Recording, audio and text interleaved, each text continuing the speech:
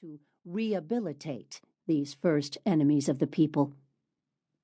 From 1929, the camps took on a new significance. In that year, Stalin decided to use forced labor both to speed up the Soviet Union's industrialization and to excavate the natural resources in the Soviet Union's barely habitable far north. In that year, the Soviet secret police also began to take control of the Soviet penal system, slowly wresting all of the country's camps and prisons away from the judicial establishment. Helped along by the mass arrests of 1937 and 1938, the camps entered a period of rapid expansion. By the end of the 1930s, they could be found in every one of the Soviet Union's 12 time zones. Contrary to popular assumption, the Gulag did not cease growing in the 1930s, but rather continued to expand throughout the Second World War and the 1940s, reaching its apex in the early 1950s. By that time, the camps had come to play a central role in the Soviet economy. They produced a third of the country's gold, much of its coal and timber, and a great deal of almost everything else. In the course of the Soviet Union's existence, at least 476 distinct camp complexes came into being, consisting of thousands of individual camps, each of which contained anywhere from a few hundred to many thousands of people. The prisoners worked in almost every industry imaginable: logging, mining, construction, factory work, farming, the designing of airplanes and artillery, and lived, in effect, in a country within a country, almost a separate civilization. The Gulag had its own laws, its own customs, its own morality, even its own slang. It spawned its own literature, its own villains, its own heroes, and it left its mark upon all who passed through it, whether as prisoners or guards.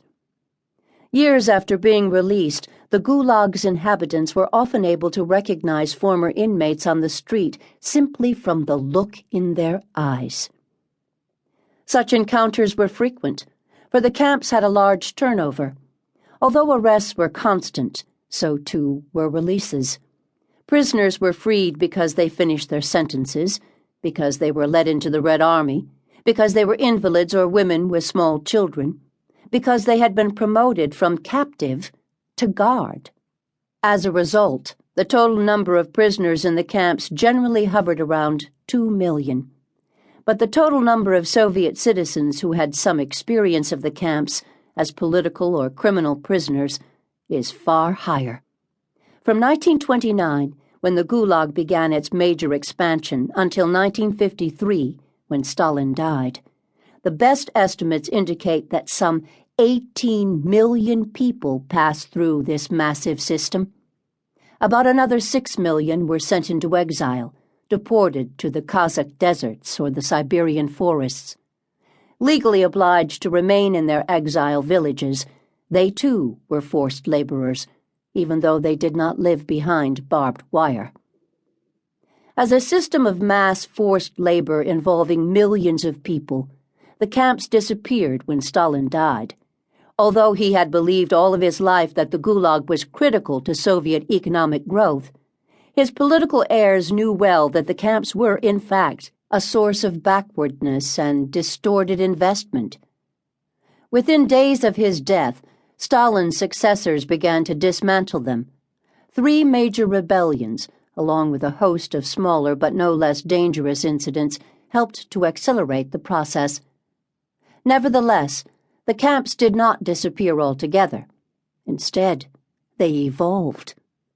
Throughout the 1970s and early 1980s, a few of them were redesigned and put to use as prisons for a new generation of democratic activists, anti-Soviet nationalists, and criminals. Thanks to the Soviet dissident network and the international human rights movement, news of these post-Stalinist camps appeared regularly in the West. Gradually, they came to play a role in Cold War diplomacy. Even in the 1980s, the American President Ronald Reagan and his Soviet counterpart, Mikhail Gorbachev, were still discussing the Soviet camps.